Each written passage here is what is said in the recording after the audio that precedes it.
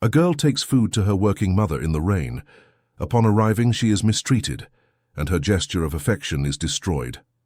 But someone sees everything and takes an action that changes the fate of them both. If this story interested you, don't forget to subscribe to our channel and tell us which city you're watching from. Now, on with the story.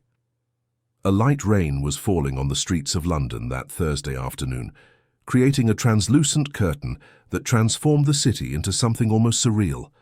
People hurried along the sidewalks, shielding themselves with colorful umbrellas or simply accepting the dampness in their rush to reach their destinations. Amid all the hurried movement, a small figure walked with short but determined steps, balancing something precious in her arms. Beatrice was only 6 years old, but her eyes held a seriousness that shouldn't belong to a child. Her simple dress, already faded from so many washes, clung slightly to her body due to the persistent drizzle. Her worn-out sneakers made a squishing sound with each step on the wet pavement, and her dark hair, tied in a messy ponytail, swayed as she quickened her pace. In her small hands, she held a still warm aluminum lunch tin, wrapped in a dish towel that had seen better days. Steam escaped from the edges of the tin, warming the girl's fingers, which trembled not so much from the chill of the rainy afternoon, but from the fatigue already settling into her small muscles. She had walked 6 blocks from the house where they lived, a rented room in a tenement in the East End, to here, the Kensington district, where the Beaumont Hotel stood, an imposing 15-story building that welcomed guests from all over the UK and even from other countries. Beatrice knew the route well. It wasn't the first time she had made the journey alone, although her mother, Martha, always begged her not to, worried about the dangers a child faced on the streets. But the girl was stubborn when it came to taking care of her mother. She knew even at such a young age that Martha worked from 5 in the morning until well after 6 in the evening, cleaning rooms, scrubbing bathrooms, and changing sheets and towels without a break. She also knew that her mother rarely had time to stop to eat, saving every penny to ensure there was food at home for the two of them. That day, when the neighbor from the next flat, Mrs. Gable, had prepared a hearty lunch and offered a plate to Beatrice, the girl had only accepted half. With the other half, she asked permission to pack a lunch tin. Mrs. Gable, a soft-hearted old woman who also knew of Martha's struggle, helped pack everything neatly: rice, beans, a piece of stewed meat, and even a slice of tomato. It was a simple meal, but made with love. Now, approaching the side entrance of the hotel, the one used by employees, Beatrice felt a mixture of anxiety and determination. She wanted to see her mother's face light up when she realized she wouldn't have to spend the whole afternoon with an empty stomach. She wanted to prove, somehow, that even though she was small, she could take care of the person she loved most in the world. The Beaumont Hotel was an elegant building, with a glass facade and marble details that reflected the grey light of the rainy afternoon. The main entrance boasted a red carpet and polished revolving doors, always watched over by a uniformed doorman who greeted guests with exaggerated bows. But Beatrice didn't go that way. She knew the back entrance, the one reserved for deliveries and staff, a discreet grey-painted door that led to the service corridors. As she pushed the door open, she felt the immediate contrast. Outside, the rain and the grey. Inside, fluorescent lights illuminated a narrow corridor with a cold floor and white walls. The smell of cleaning products mixed with the aroma of food coming from the basement kitchens created a peculiar atmosphere. Beatrice followed the corridor she knew by heart, passing the laundry room where giant machines spun ceaselessly, the supply closet, and finally reaching the service elevator. It was there, in the small hall in front of the elevator, that everything started to go wrong. Christine Holloway, the building's manager, was just coming down the service stairs when she spotted the girl. Christine was a woman in her 50s, always impeccably dressed in tailored suits and high heels that hammered the floor, announcing her presence. Her short, well-cut hair, dyed an artificial blonde, framed a face with harsh features, where bright red lipstick seemed the only touch of color in a constantly frowning expression. She ran that hotel as if it were a battlefield, and the employees were soldiers who owed absolute obedience. When she saw Beatrice standing there with that lunch tin in her hands and her clothes wet from the rain, Christine felt an immediate irritation rise in her chest. To her, that image was inappropriate, out of place, a stain on the sophisticated image the hotel was supposed to maintain. "Beatrice, what are you doing here?" Christine asked in a shrill voice that echoed down the corridor. The girl was startled, almost letting the lunch tin slip from her hands. "I came to bring food for my mum, Mrs. Holloway," Beatrice replied in a low voice, almost a whisper, her eyes fixed on the floor. "Your mother is working. She can't have visitors during her shift, especially not a child," Christine declared, crossing, her arms over her chest in a gesture that left no room for argument. "Besides, look at you, all wet, dirty. You can't be walking around the hotel in this condition. You'll ruin the floor. You'll compromise the establishment's reputation." Beatrice felt her cheeks burn. She looked down at her soaked sneakers and realized she had indeed left small puddles of water along the way. But it was just rainwater, she thought, trying to understand the severity of the scolding she was receiving. "I'm sorry, I just wanted to—" the girl began, but she was interrupted. "I don't care what you wanted," Christine cut in, taking a step forward and holding out her hand. "Give me that. I'll put it away and give it to your mother when it's convenient. And you, get out of here right now. Go back home before I call someone to take you." "No, please," Beatrice pleaded, clutching the lunch tin to her chest.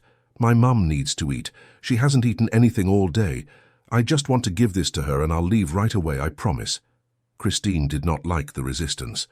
To her this was insubordination, a challenge to her authority. Without a second thought, she moved toward the girl and snatched the lunch tin from her hands with a rough gesture. Beatrice tried to hold on, but the adult woman's strength was far greater. "You're not in charge here, little girl." "I am," Christine said, holding the lunch tin above Beatrice's head, as if playing a game of keep-away with a small child, but with no trace of fun on her face. "In fact, your mother is going to hear about this too. Employees who can't even teach their children to respect the rules perhaps shouldn't be working here." The words fell like stones on Beatrice. The threat against her mother was worse than any personal humiliation. The girl felt her eyes fill with tears, but she tried to hold them back. She didn't want to give that cruel woman any more satisfaction. It was then that Christine, in a dismissive move, pushed Beatrice lightly to the side, causing the girl to stumble and fall to her knees on the cold floor. The lunch tin, which the manager was holding carelessly, slipped from her hand and crashed down, hitting the floor with a metallic clang that reverberated through the corridor. The lid popped off and the contents spilled across the floor. The white rice mixed with the dark beans, the meat slid a few inches, and the tomato was crushed, leaving a red stain that looked like blood. Beatrice was paralyzed, staring at the scene as if she were watching her efforts, her love, her hope of helping her mother dissolve right there on the cold floor of a hotel where she was not welcome. The tears she had been trying to hold back finally fell, silent, down her childish face. "Look at the mess you've made," Christine accused, without a trace of remorse in her voice. "Now you'll have to clean this up, and your mother will also be held responsible for this mess." The girl, still on her knees, began to gather the food with her trembling hands, as if she could save something from the disaster. But it was useless. Everything was lost, dirty, unusable. It was at that moment that a deep, firm voice echoed down the corridor, coming from the direction of the main stairs. "What is going on here?" Everyone present, Christine included, turned toward the voice. Descending the steps with calm but authoritative strides was Robert Fairchild, the owner of the Beaumont Hotel, and 5 other properties scattered across the city. Robert was 52 years old, with well-cut graying hair, intelligent brown eyes, and a posture that naturally commanded respect. He wore a dark suit but no tie, in a style that blended elegance and simplicity. Robert rarely appeared at the hotel. He had a team of managers who handled daily operations, and he preferred to dedicate his time to the strategic aspects of the business. But that day, he had come in person to review some renovation contracts that needed his signature. He was on his way out when he heard the noise of the lunch tin falling, and then the shrill voice of someone scolding a child.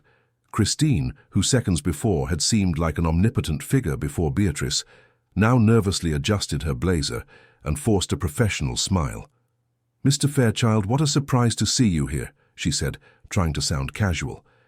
"I was just handling a small situation. This girl came in without authorization and caused a disturbance. Robert didn't answer immediately.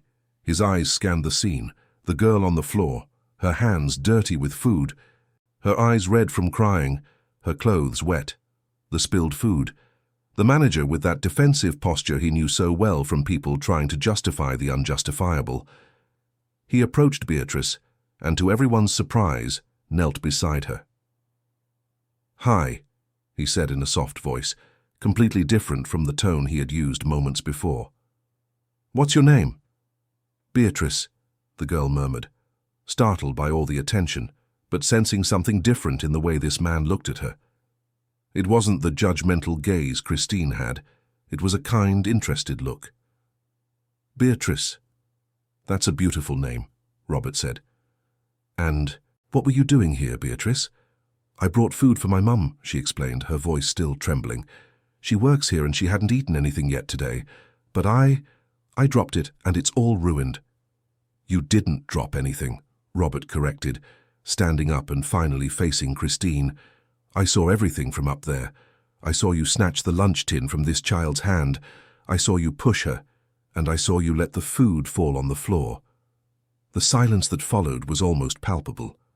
Christine turned pale, opening and closing her mouth like a fish, out of water, searching for words that wouldn't come. "Mr. Fairchild, I was merely upholding the hotel's standards," she began. "We have rules about family visits during work hours, and this child—" "This child has a name," Robert interrupted, and his voice now carried a coldness that made Christine take a step back. "And this child was doing something that should teach us all about compassion and love.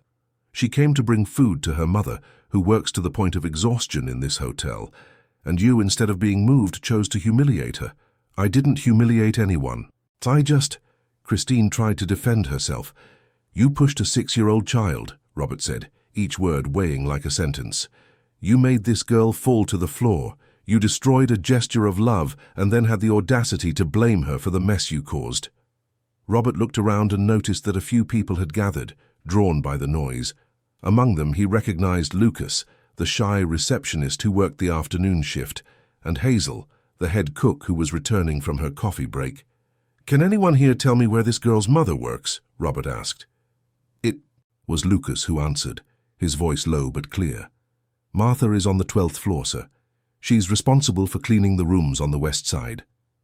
Robert nodded and turned his attention back to Beatrice, who was still on the floor.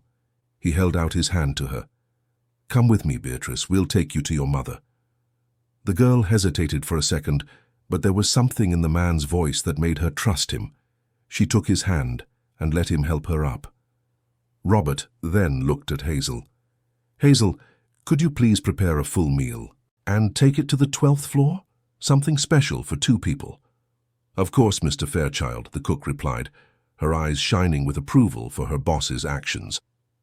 Before walking away, Robert turned one last time to Christine. "You and I will have a private conversation later today. Be in my office at 6 o'clock." And without waiting for a reply, he guided Beatrice down the corridor toward the service elevator, leaving behind a stunned and visibly shaken Christine Holloway. As they rode up in the elevator, Robert looked at the girl beside him. Beatrice was drying her tears with the back of her hand, still trying to process everything that had just happened. "Your mother must be a very special person to have a daughter like you," he said. "She's the best mum in the world," Beatrice replied, and for the first time since entering the hotel, a small smile appeared on her face. Robert felt something tighten in his chest. The whole scene had awakened memories he preferred to keep buried, memories of a difficult childhood, of a mother who also struggled alone to raise him, of times when he too had been treated as if he didn't deserve to occupy certain spaces just for being poor. He had built an empire, accumulated wealth, but he had never forgotten where he came from, and seeing that little girl being humiliated in the same way he once was something he simply could not tolerate. When the elevator doors opened on the 12th floor, Robert led Beatrice through the corridors until they found Martha. The woman was pushing a cleaning cart, focused on her work, her tired face showing the marks of someone who woke up too early and went to bed too late. Upon seeing her daughter there, with a man in a suit beside her, Martha's heart nearly stopped. Her first thought was panic. Something had happened to Beatrice. She dropped everything and ran to the girl, kneeling and holding her daughter's face in her hands. "B, what happened? Are you okay? Why are you here?" The questions tumbled out in a sequence, leaving no time for answers. "I'm okay, Mum," Beatrice said, hugging Martha tightly. "I brought you food, but Mrs. Holloway—" Her voice broke and the tears returned.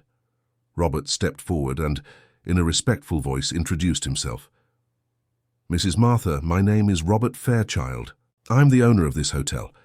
I'd like to speak with you for a few minutes, if possible." Martha stood up quickly, wiping her hands on her apron and trying to fix the hair escaping from her bun. She was visibly nervous. "Mr. Fairchild, I apologize if my daughter caused any trouble," she said, her voice trembling. "I always tell her not to come here, but she's stubborn and I—" "You have nothing to apologize for," Robert interrupted gently. "Your daughter caused no trouble at all. In fact, she taught me an important lesson today, and there are a few things we need to discuss about the working conditions here at the hotel." Martha blinked, confused, not understanding where this conversation was going. And so, in that hotel corridor, with a little girl still holding her mother's hand and a powerful man determined to see justice done, a story of transformation was just beginning. The conversation Robert proposed didn't happen there in the corridor. He asked Martha to take a few minutes' break and invited her to the employee break room, a small space with a few chairs, a table, a microwave and an old refrigerator that hummed constantly. Beatrice went along, still clinging to her mother's hand as if afraid they would be separated again. Sitting at the worn-out table, Robert began by asking simple questions. How long had Martha worked there? What were her shifts like? How many hours a day did she dedicate to the hotel? Was she properly paid for overtime? Did she have regular days off? Martha answered with the caution of someone not used to being heard by important people. "I've been working here for 3 years, sir. I start at 5 in the morning and leave at 6 in the evening, sometimes later when there are special events at the hotel. As for overtime, well, we do what needs to be done, you know. There isn't always time to log everything properly. And I get 1 day off a week, usually on Tuesdays." "Tuesdays," Robert repeated, making mental notes. "And do you have other jobs besides this one?" "No, sir. This one takes up enough of my time. But sometimes I do extra cleaning jobs in private homes on the weekends when I need a little extra money." "To take care of Beatrice on your own, I imagine," Robert said, looking at the girl who was watching everything attentively. "Yes, sir. Her father, well, he's not in our lives anymore. It's just me and her." "And today, have you eaten anything yet?" Martha looked away, embarrassed. I have a coffee very early at home. During the day there isn't much time, and the hotel food is expensive. I prefer to bring something from home, but sometimes I forget to prepare it the night before." "So you work more than 12 hours a day, often without a proper meal to support your daughter," Robert summarized. "And you still find the energy to be the good mother you clearly are, considering the beautiful gesture Beatrice made today." Martha felt her eyes well up. She wasn't used to compliments, much less genuine attention from someone in a position of power. "I do what any mother would do, sir. Not all would, Martha. Not all could.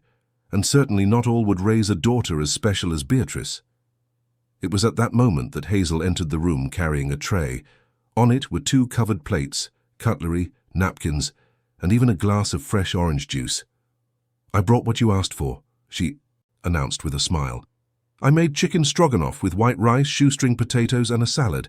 And for dessert, there's caramel flan." "Thank you, Hazel," Robert said. The cook winked at Beatrice before leaving, and the girl finally managed a real smile since arriving at the hotel. "Please eat," Robert invited, standing up. "I'm going to take a walk and I'll be back in half an hour. Enjoy." "But, sir, your break—" Martha began. "It's an order, not a request," Robert said with a half-smile. "You need to eat and I need to take care of a few things." After he left, mother and daughter were alone. Martha looked at the plates as if they were a mirage. When was the last time she had eaten something so well prepared? When was the last time someone had cared if she was hungry? Beatrice was already uncovering her plate, her stomach rumbling. "Mum, look at all this food. Is it really for us?" "It is, sweetheart, it's for us," Martha replied, finally allowing herself to relax a little. "But what were you doing bringing a lunch tin here? I've told you 1,000 times not to come alone." "I know, Mum, but you hadn't eaten anything. I was worried. And Mrs. Gable gave me real food today, you know, so I thought I could share it with you." Martha stroked her daughter's face. "You're too little to have to worry about me like this, Bea." "But I do worry, Mum. You're all I have." The two ate in silence for a few minutes, savoring every forkful of the meal that felt like a gift from heaven. When they finished, Martha felt more alive than she had in weeks. The food had not only nourished her body, but also her hope that maybe things could get better. Meanwhile, Robert went back up to the 12th floor, but this time with a different purpose. He wanted to observe the work environment, speak discreetly with other employees, and understand the real dynamics that took place far from the embellished reports that reached his desk. He found two housekeepers in the corridor, Mary and Joanne, both with tired but efficient expressions as they changed the sheets in a room. "Excuse me," he said, approaching. "May I ask you a few questions?" The women exchanged nervous glances. "Of course, Mr. Fairchild," replied Mary, the older of the two. "You work with Martha, right?" "Yes, sir. She's one of the best. Always helps everyone." "And what's the work environment like here? Do you feel respected?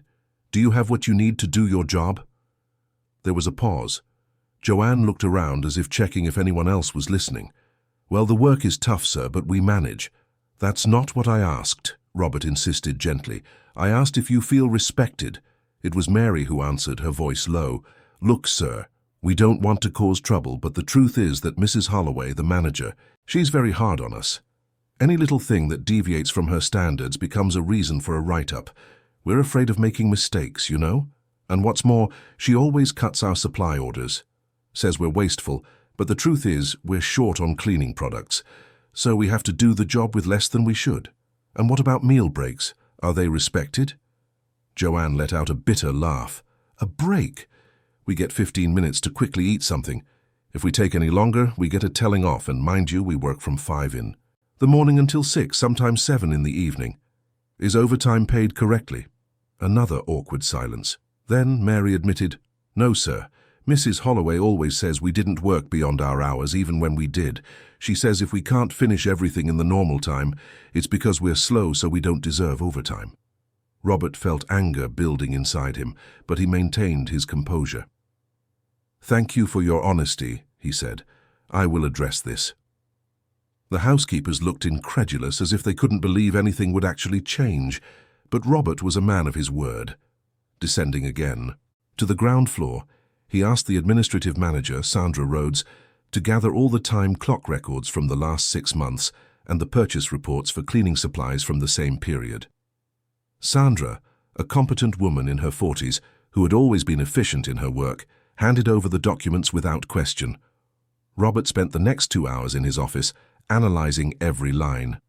What he discovered shocked him. There were enormous discrepancies, employees clocking in at 5 in the morning and out at 7 in the evening, but whose paychecks only showed payment for regular hours. Requests for cleaning supplies that were systematically reduced by the manager, while the same employees complained of a lack of products. And worse, there were invoices for materials that had been purchased but never reached the floors. Where were these products going? When the clock struck 6, Robert was ready. Christine Holloway entered the room with her usual rigid posture, but there was nervousness in her eyes. "Sit down," Robert said, without looking up from the papers in front of him. She obeyed, crossing her legs and trying to appear confident.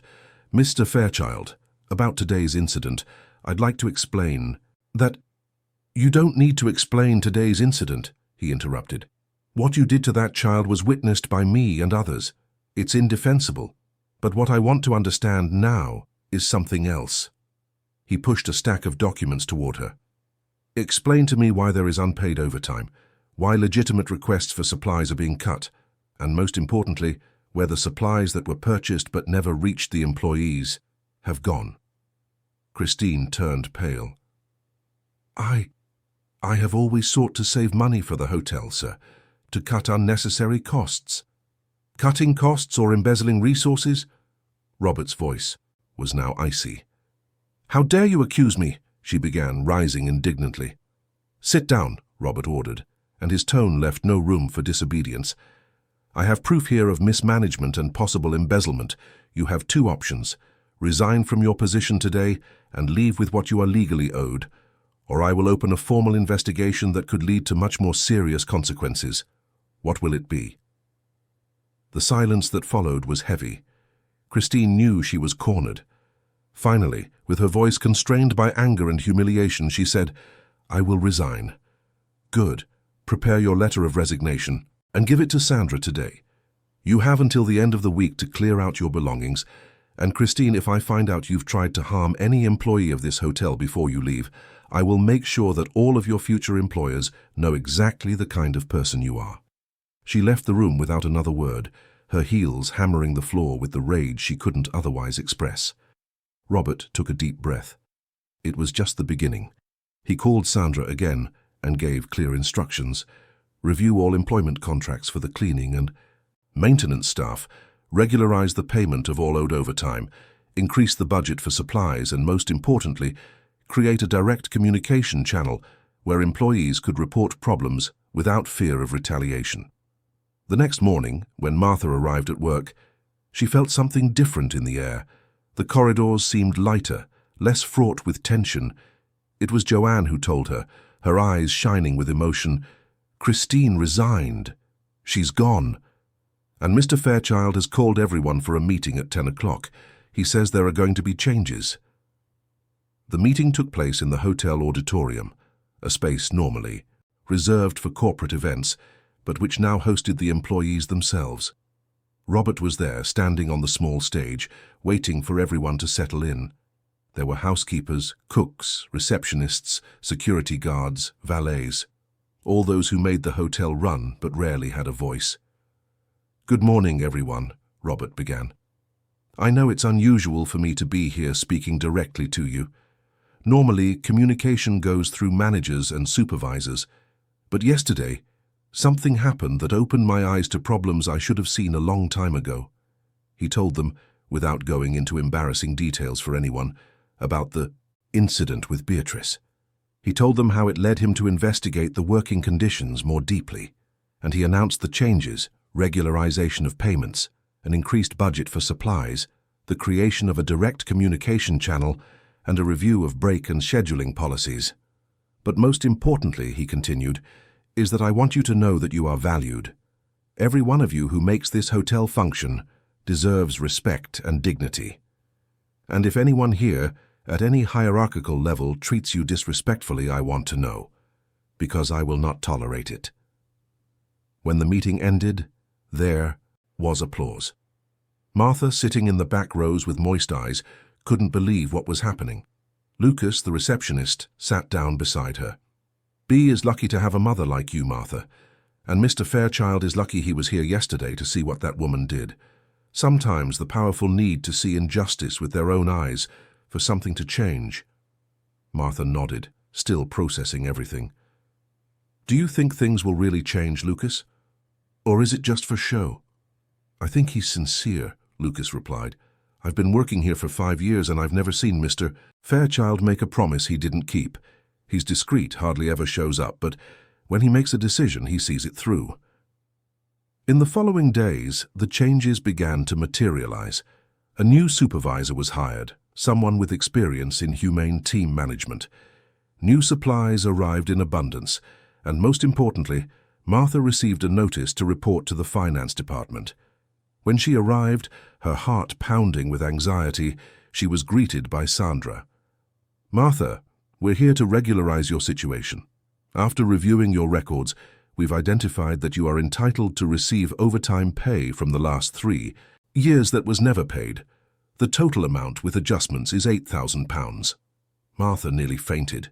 £8,000. It was more money than she had ever seen at once in her entire life. "With this, I can," she began, her mind already calculating possibilities. "I can pay off my debts. I can buy new clothes for Bea. I can even save a little. Furthermore," Sandra continued with a smile, "Mr. Fairchild has asked me to inform you that you are being promoted to supervisor of the morning shift cleaning crew. This includes a salary increase and additional benefits, including a full meal allowance. Martha couldn't hold back her tears. "I don't know what to say," she murmured. I wasn't expecting any of this." "You deserve it, Martha." Mr. Fairchild was very clear. Dedicated and honest people deserve to be rewarded. When Martha left the building that afternoon for the first time in years, she left with a real smile. She stopped at a shop and bought a new dress for Beatrice, something the girl had wanted for so long. She also bought ingredients to make a special dinner, and when she got home she found her daughter, drawing at the old little table that served for everything. "Mum!" Beatrice ran to hug her. "How was your day?" "It was the best day of my life, Bea," Martha replied, holding her daughter tightly against her chest. "And you know what? It all changed because of you. Because of your good heart that wanted to bring me food. So it was a good thing I went there, even though I got told off. It was the best thing you could have done, my love." That night, as she prepared dinner and listened to Beatrice sing a song she had learned at school, Martha felt something she hadn't felt in a long time. Hope. The feeling that maybe, just maybe, things really could get better. That the effort was worth it. That the love she dedicated to her daughter had the power to transform not only their lives, but to touch hearts and change realities. And in his elegant apartment on the other side of the city, Robert Fairchild looked out the window at the lights of London, reflecting on how a simple gesture from a 6-year-old child had taught him more about humanity than years of business success. He thought of his own mother, who had passed away 10 years ago, who had also been a cleaner and had struggled alone to raise him. He thought about how he had distanced himself from people, focused only on numbers and profits, forgetting that behind every employee was a story, a struggle, a family. "Beatrice reminded me of something essential," he murmured to himself. "She reminded me of what really matters."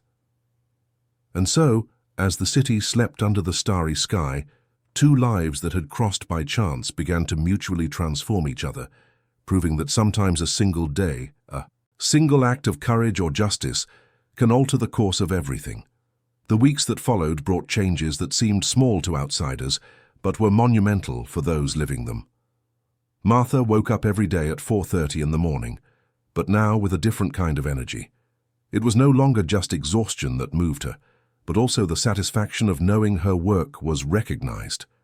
As a supervisor, she not only cleaned rooms but also organized schedules, trained new employees, and served as a bridge between the team and management. Beatrice, for her part, blossomed in ways Martha hadn't thought possible. With her mother's salary increase and the back-paid overtime money, Martha was able to enroll her in a small private school near their home. It wasn't luxurious, but it was a clean, safe environment with dedicated teachers. The girl now had a place to be during the day while Martha worked, which brought a peace of mind the mother hadn't known since her daughter was born.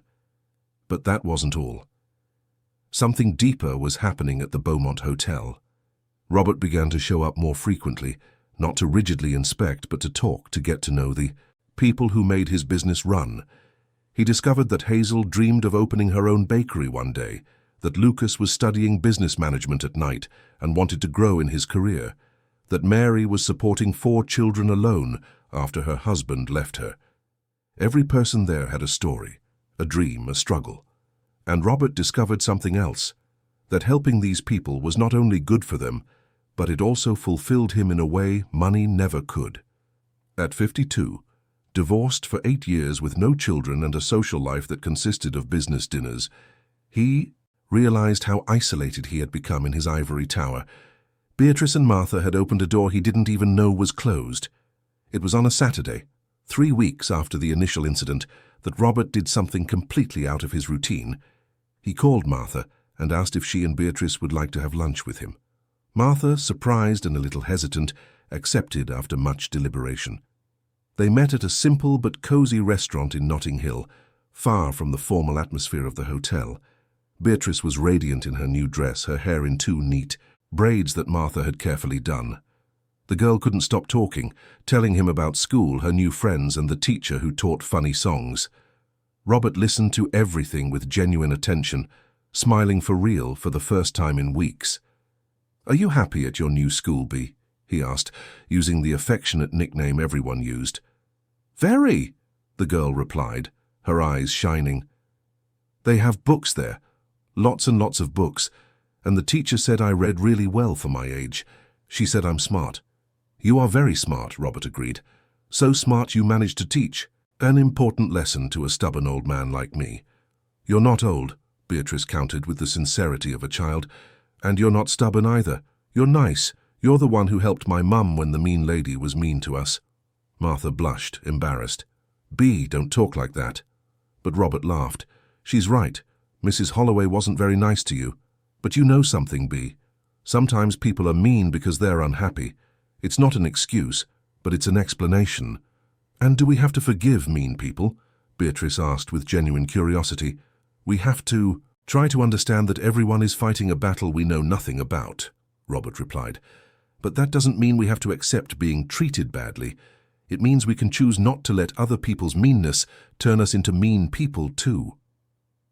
Martha watched this interaction with a mixture of gratitude and something else she couldn't name. There was a kindness in Robert that contrasted with the image she had initially formed of him. She had imagined him as just another cold, distant millionaire concerned only with profits. But here he was, patiently talking to a 6-year-old girl about forgiveness and kindness. Mr. Robert, Martha said when Beatrice was distracted by the juice that had just arrived, I wanted to thank you again, not just for the opportunity at work, but for seeing us. So many people look at me and just see the cleaner, the maid. You saw the person. I should have seen it sooner, Martha, Robert replied, and there was a genuine weight in his voice. How many other employees have I ignored over the years? How many injustices have happened right under my nose? Because I was too busy looking at spreadsheets and forgetting that numbers represent people. You can't blame yourself, you didn't know. But I know now, and that gives me a new responsibility. They had lunch talking about small things, about the city, about life. Robert discovered that Martha liked gardening, but had no space for plants in the tenement where they lived. He found out that Beatrice loved to draw, but only had 2 colored pencils. They were small details, but they accumulated in his mind like pieces of a puzzle he was just beginning to assemble. When they said goodbye that afternoon, with Beatrice waving enthusiastically and Martha thanking him once more, Robert stood on the sidewalk watching the 2 of them walk away hand in hand. There was a simplicity in that image that touched him deeply. Mother and daughter, united against the world, strong despite all adversities. He thought of his own mother, Helen, who had also fought alone to raise him on the outskirts of London. He remembered how she worked 3 different jobs, always tired but never complaining. He remembered how she saved coins in an old biscuit tin, saving up to buy his school notebooks. And he remembered how he had promised her that one day he would make everything different, that he would become rich and give her a comfortable life.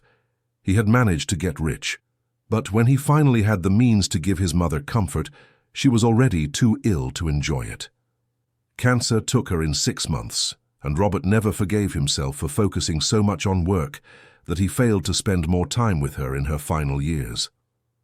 Now, seeing Martha and Beatrice, it was as if he had a second chance to honor his mother's memory by helping other women fighting the same battles.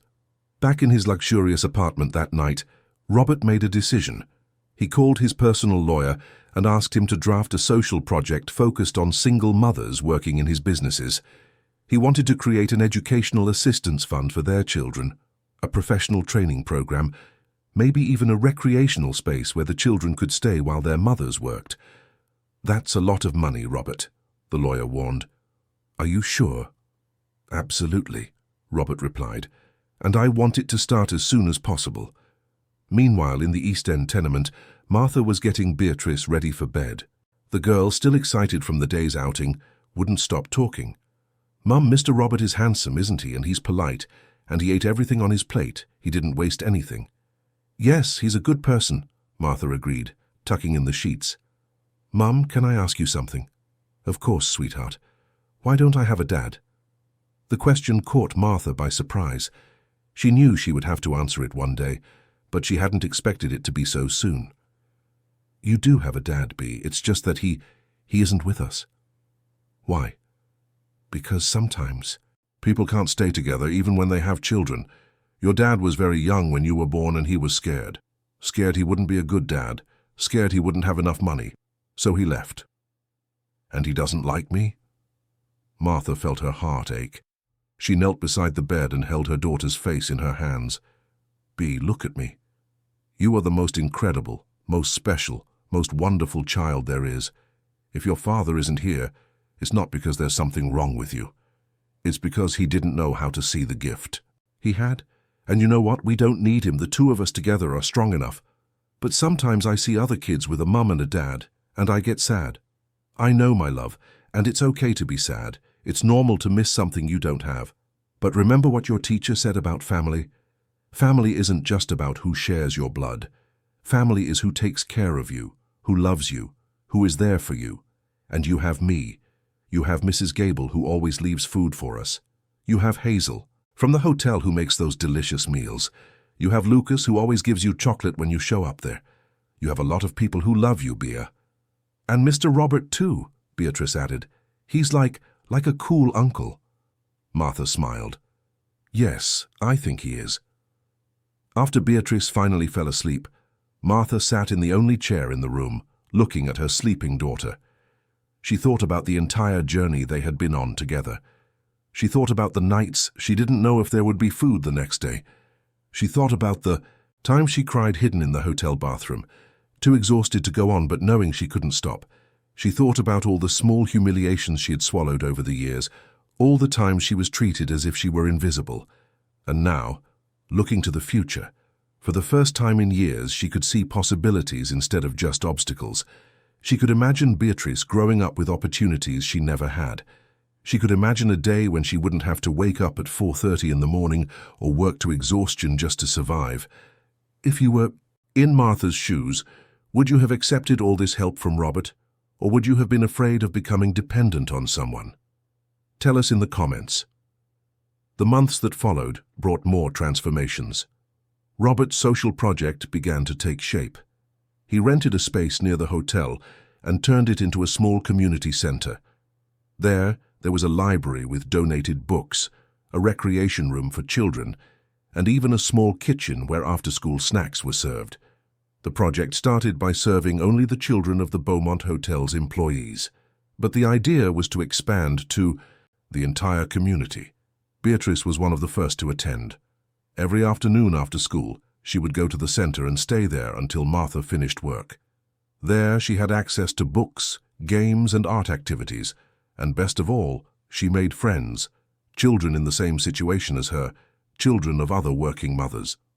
Martha, in turn, was adapting to her new role. As a supervisor, she discovered she had a knack for leadership.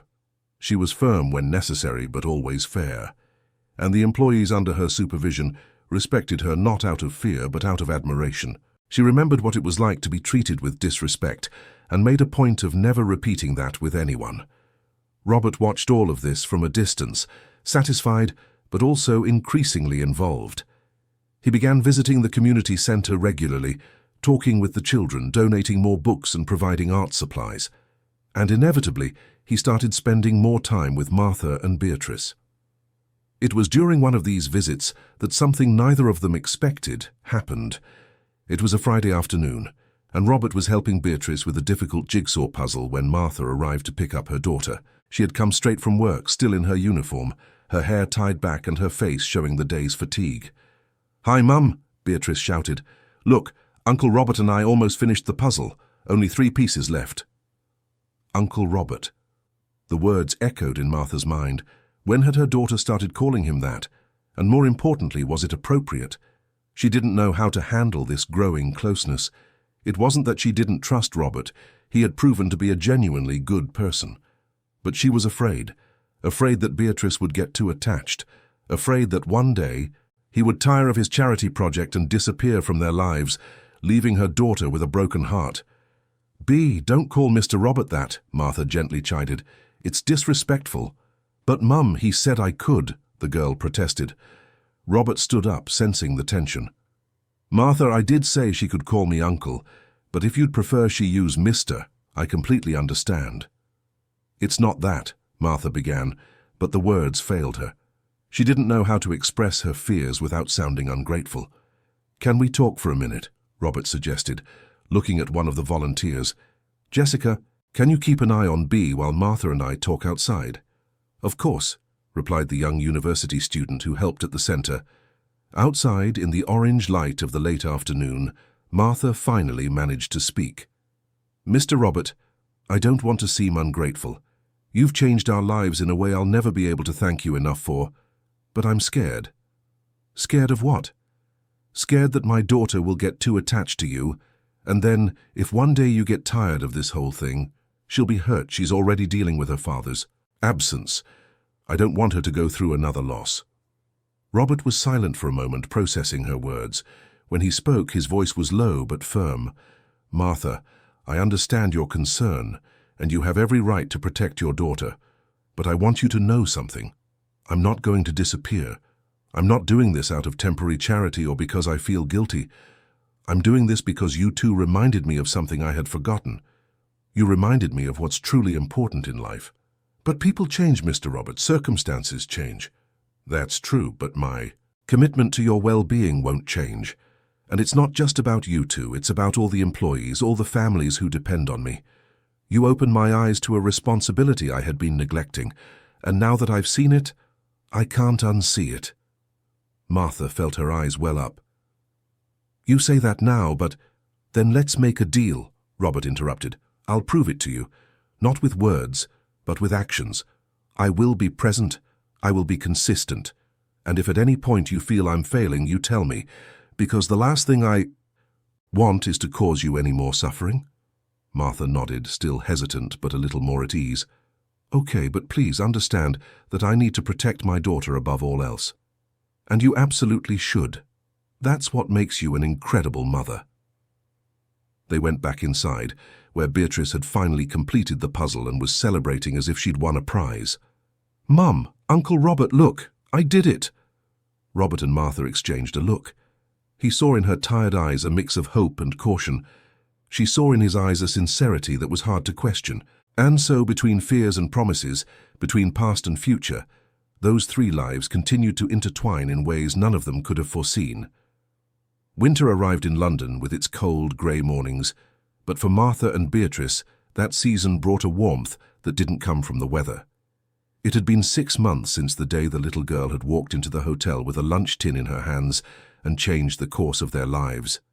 6 months in which every day seemed to bring new proof that not everything in the world was unjust and cruel. Beatrice was unrecognizable. The shy, frightened girl had given way to a confident, talkative child full of dreams. She now talked about being a teacher when she grew up, or maybe a writer, because she loved the books in the community center's library. Her drawings, once made with 2 worn-out colored pencils, now exploded in every color imaginable, covering the walls of the small room where they lived. Martha had changed too, not just on the outside, although she could now afford better clothes and take better care of herself. The deepest change was internal. She smiled more, worried less, slept better, and for the first time since becoming a single mother, she allowed herself to believe that perhaps there was more to life than just survival. Robert, for his part, was being transformed in ways he didn't fully understand himself. The man who had once lived only for work now found joy in simple things, playing with jigsaw puzzles with Beatrice, listening to the funny stories Martha told about the challenges of supervising a team, watching the children at the community center learn and play. But it wasn't all perfect. The past has a peculiar way of returning when we least expect it. It was on a Tuesday, Martha's day off, that the bomb dropped. She was at the community center, helping to organize a birthday party for one of the children, when her phone rang. It was an unknown number. She almost didn't answer, but something made her press the green button. "Hello? Martha?" The voice on the other end was male, hesitant, vaguely familiar. "Yes. Who is this?" "It's Daniel. Daniel Fisher." Martha's world stopped. Daniel, Beatrice's father. The man who had left her pregnant at 22 and disappeared before her belly even started to show. The man she hadn't seen in over 7 years. "What do you want?" Martha's voice came out colder than she expected. "I know I have no right to call. I know you have every reason to hate me.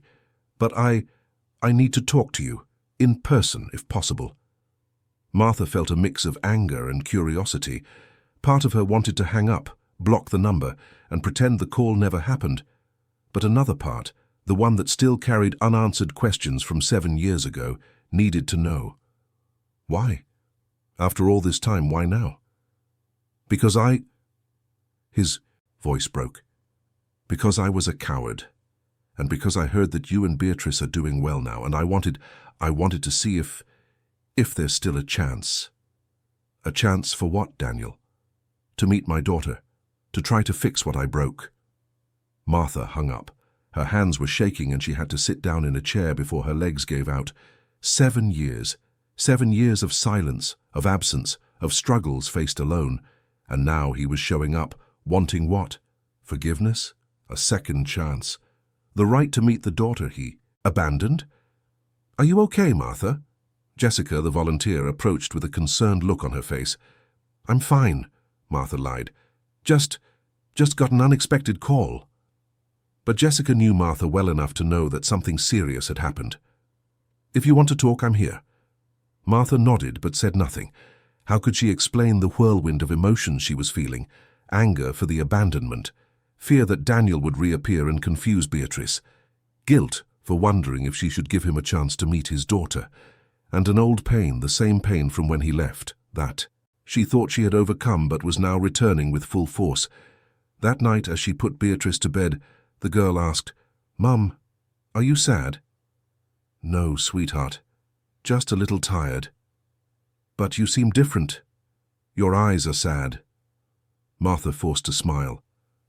"Sometimes grown-ups think about things, and it makes our faces look sad even when we're not. But I promise I'm okay." After Beatrice fell asleep, Martha did something she hadn't done in a long time. She cried. She cried for the 22-year-old girl who was abandoned while pregnant.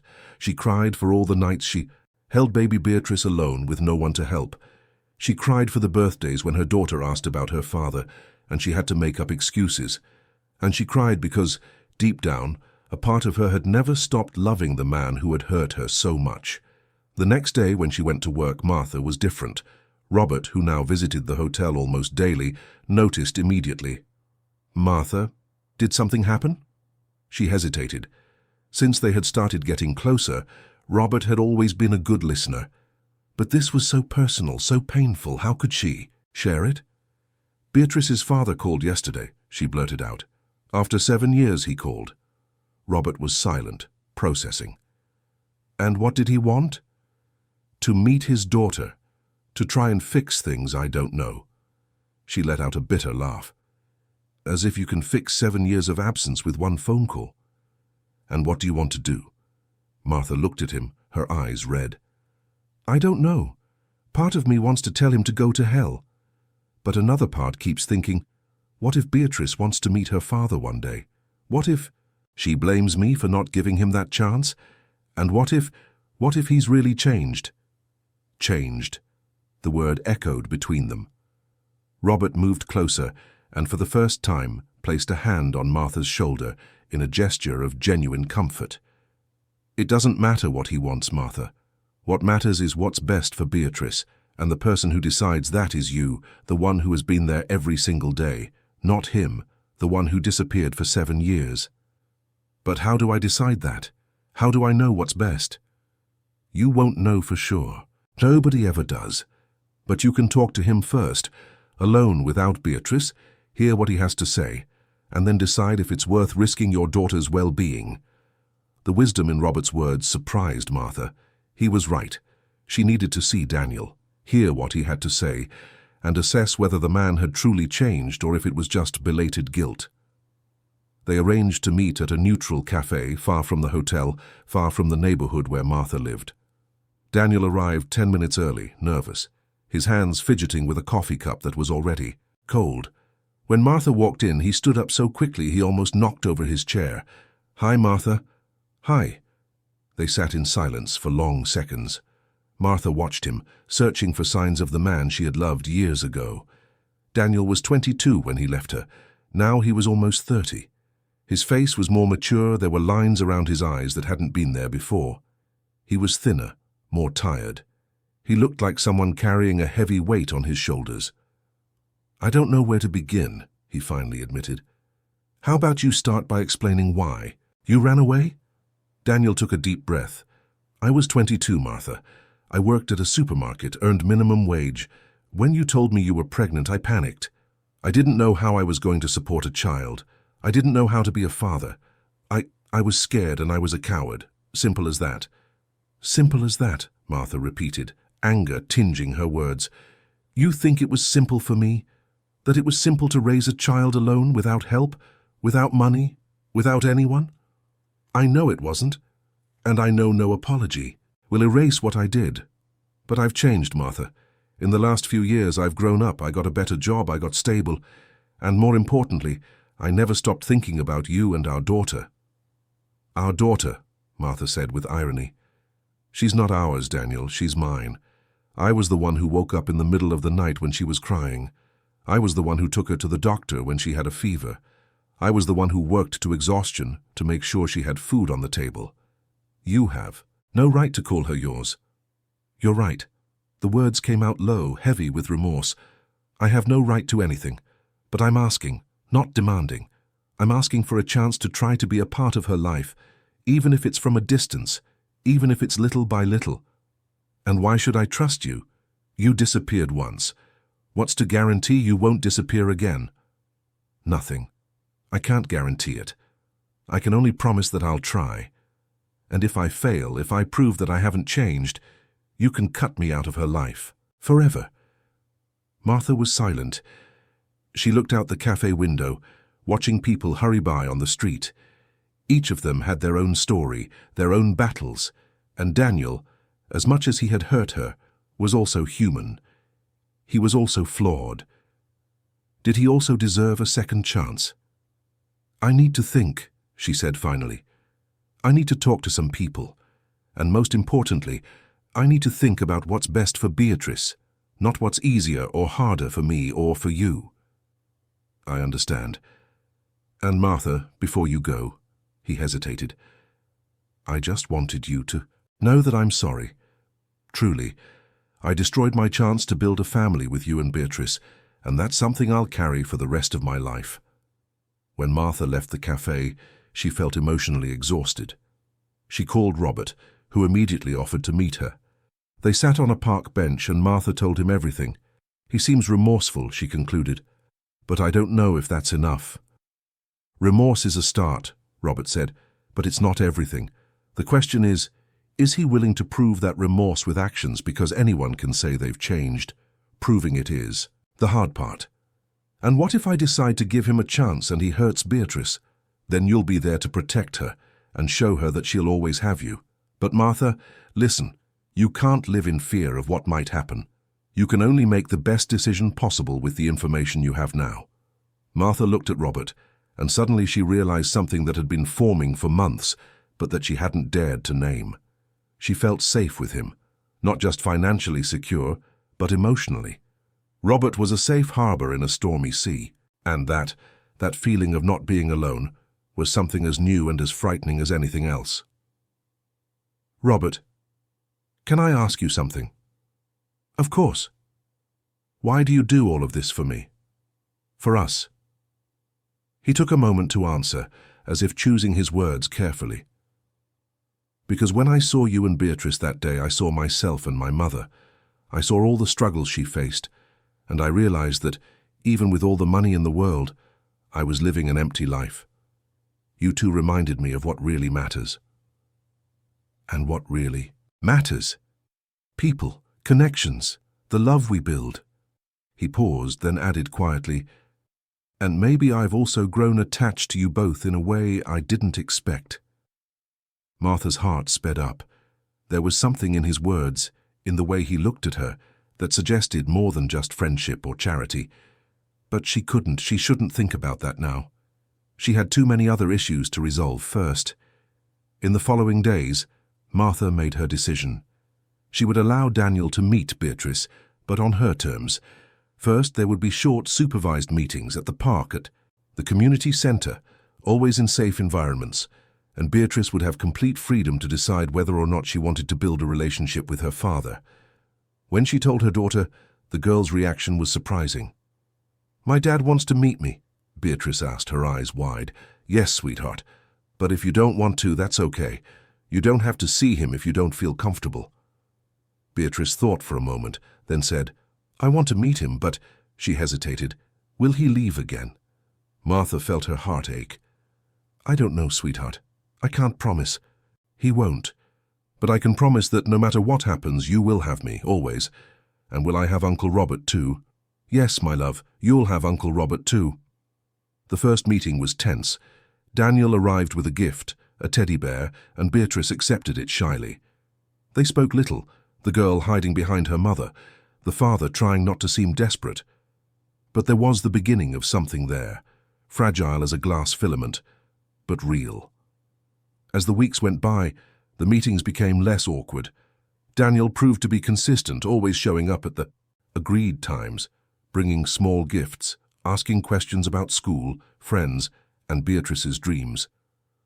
The girl began to open up, still cautious, but curious about this man who said he was her father.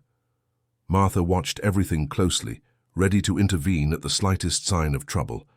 But to her surprise, Daniel seemed genuinely changed. He didn't make exaggerated promises, didn't try to buy his daughter's affection. He was just present, consistent, slowly trying to build a bridge over the 7-year chasm. Robert also watched, but from a respectful distance. He understood that this was a delicate situation, a family trying to rebuild itself, and he had no right to interfere. But he couldn't deny that he felt something when he saw Daniel with Beatrice. It wasn't exactly jealousy, but perhaps a fear of losing the space he had earned in the little girl's heart. It was one evening, 3 months after Daniel's reappearance, that everything finally came to a head. Robert invited Martha to dinner, just the two of them, something they had never done before. In a discreet restaurant, with candles and soft music in the background, they talked about everything and nothing. "How are you handling this whole situation?" "With Daniel?" Robert asked. "Better than I imagined. He's been consistent. And Beatrice, she's starting to like him. Not like she likes me, of course, but there's a connection forming." "And how do you feel about that?" "Relieved, actually. It means that even if I'm not here one day, Beatrice will have someone. She'll have her father and—" Martha paused, blushing slightly. "And she'll have you too, I hope." Robert reached across the table and took Martha's hand. "Martha, I need to tell you something I've been feeling for months but didn't know if it was appropriate to say." Martha's heart beat faster. "What?" "You and Beatrice aren't just people I help. You've become essential to me. And I've fallen in love with you, with your strength, your dedication, the incredible person you are." Martha felt her eyes fill with tears. I feel something for you too, Robert. But I was scared. Scared it was all too fast, too intense. Scared of ruining what we've built." "We don't have to rush anything," Robert said. "We can take it slow, at the right pace. But I wanted you to know that my feelings are real, and that I want to be in your life and in Beatrice's life, not as the man who helps, but as someone who loves you." Martha squeezed his hand, the tears now flowing freely. "For so many years I fought alone, thinking I'd never have someone by my side. And now I have you. And Beatrice has not only her father trying to redeem himself, but also you who became a father figure without even needing to be." They left that dinner different from how they had arrived. There were no labels yet, no formal commitments. But there was a silent promise, an understanding that they were building something together, something strong and true. 6 months later, on a sunny spring morning, Robert organized a surprise. He invited Martha, Beatrice, Daniel, and all the employees of the Beaumont Hotel to a special ceremony. At the community center he had helped build, he made an announcement that left everyone emotional. "A year ago," he said, "a 6-year-old girl walked into the hotel where I work, carrying a lunch tin for her mother. That simple gesture changed my life. It taught me that money and success mean nothing if we don't use our resources to make a difference in people's lives. So today I want to announce that I am creating a permanent foundation to support single mothers and their families, and I want to invite Martha to be the director of this foundation." Martha was speechless. I don't know what to say." "Say yes," Beatrice whispered beside her, her eyes shining. "Yes," Martha said, laughing and crying at the same time. "Yes, I accept." Applause echoed through the space, and Beatrice ran to hug her mother. Daniel, present at the ceremony, watched from a distance with a sad but genuine smile. He knew he would never fully recover the lost years, but he was grateful for the chance to be a part of his daughter's life in some way.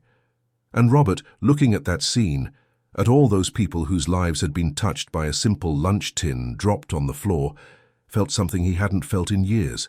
Peace. Peace in knowing he was using his life for something bigger than himself. Peace in loving and being loved. Peace in understanding that sometimes the greatest transformations begin with the smallest gestures. That night, after everyone had gone home, Robert, Martha and Beatrice sat on the steps of the community centre, looking at the stars beginning to appear in the London sky. "Uncle Robert," Beatrice said, breaking the silence, "will you stay with us forever?" Robert looked at Martha, who nodded with a smile. Then he looked at the little girl and said, "If you'll have me, yes. I'll stay forever." "And we want you," Beatrice said, snuggling between the two of them. "We really want you." And so, under the starry London sky, three people whom fate had improbably brought together became a family, not by blood, not by obligation, but by choice, by love. Because they had learned that the greatest riches in life are not counted in money, but in shared moments, in sincere hugs, in wiped tears, and earned smiles. Because sometimes all we need to change the world is a heart brave enough to bring food to a mother, an eye sensitive enough to see injustice, and the willingness to believe that everyone deserves a second chance and a place to call home. Dear listeners, we hope the story of Beatrice, Martha, and Robert has touched your heart. If you were moved by this journey of transformation, resilience, and love, please click the like button, subscribe to the channel, and tell us in the comments what marked you the most in this story. Was it little Beatrice's courage, Martha's strength, or Robert's transformation?